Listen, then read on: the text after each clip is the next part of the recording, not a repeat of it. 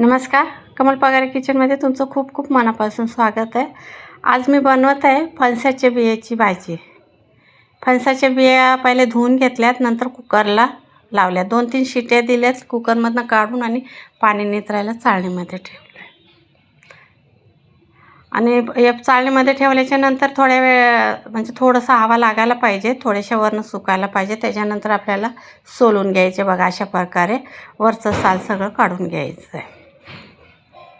आणि शिजले पण एवढे छान मस्त मऊ शिजलेले आहेत।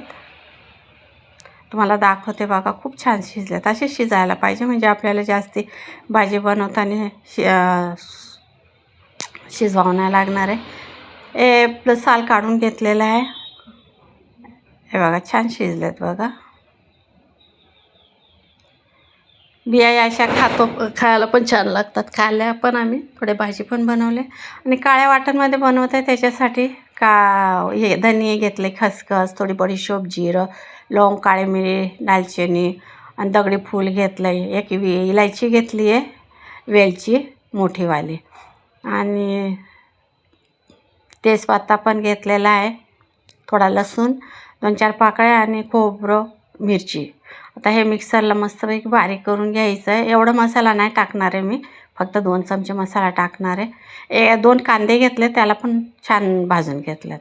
आता हे सोललेल्या बिया जे आहेत का नाही, हे मस्त धुवून घ्यायच्या 2-3 पाण्याने आणि मग कापून घ्यायच्यात। अशा प्रकारे लांब लांब कापून घेतलेत मी, असे दिसायला पण छान वाटतात। आता गोल पण कापू शकतात, गोल गोल चकलीसारखं। चला, आता झाल्यात बिया कापून, कढई ठेवली आहे, तेल पण गरम झालं आहे, हलकं, जास्त गरम नाही करायचं, जिरं टाकल्याच्या नंतर जळायला नाही पाहिजे। चला, आता तेल हलकं गरम झालेलं आहे, जिरं टाकायचं आहे आणि लसूण घेतला आहे बारीक करून, पुन्हा लसूण टाकायचं आहे, आणि मिडियम साईजचा एक कांदा घेतलेला आहे, कांदा पण टाकून द्यायचा आहे आणि छान परतून घ्यायचं आहे। कढीपत्ता टाकायचा आहे, एक मिरची पण टाकायची, हिंग टाकायचं आहे आणि मग परतून घ्यायचं आहे। थोडासा लहान चमचा, अर्धा चमचा हिंग, एक मिरची टाकली आणि परतून घ्यायचं आहे। व्यवस्थित परतून झाल्याच्या नंतर छान परतून झाला। आता टमाटा टाकूया, आणि टमाटा पण एवढं परतायचं आहे का तेलामध्ये पूर्ण शिजून जायला पाहिजे, मऊ होईपर्यंत आपल्याला टमाटा परतून घ्यायचा आहे। आता मसाले टाकूया, हळद टाकायची आहे आणि थोडेसे धनिया पावडर टाकली आहे, आणि घरचं तिखट आहे, 1 चमचा टाकलं, तिखट खात नाही जास्ती। आणि आता हे पण परतून घ्यायचे मसाले टाकून झाल्याच्या नंतर।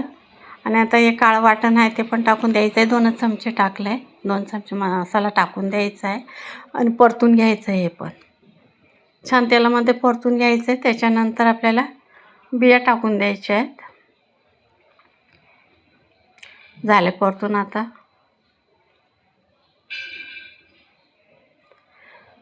खमंग वास येईपर्यंत परतून घ्यायचं आहे। आता बिया टाकून द्यायच्या आणि हे पण परतून घ्यायचं आहे, बियाला पुरा मसाला लागायला पाहिजे, अशा हिशोबाने आपल्याला परतायचं, खालवर करून घ्यायचं आहे व्यवस्थित।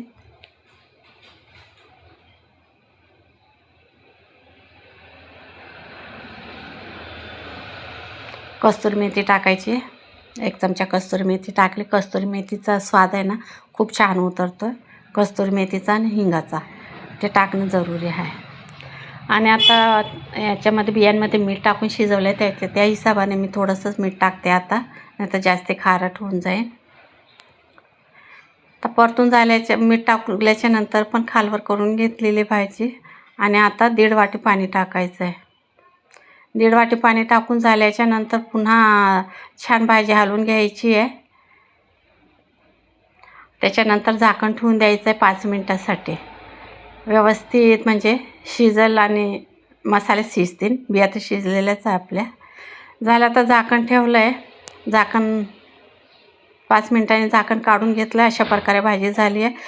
प्लीज व्हिडिओ आवडला असेल तर सबस्क्राईब करा, लाईक करा आणि कमेंट करून सांगा तुम्हाला कशी वाटली ती भाजी फणसाच्या बियाची, एकदा नक्की करून बघा।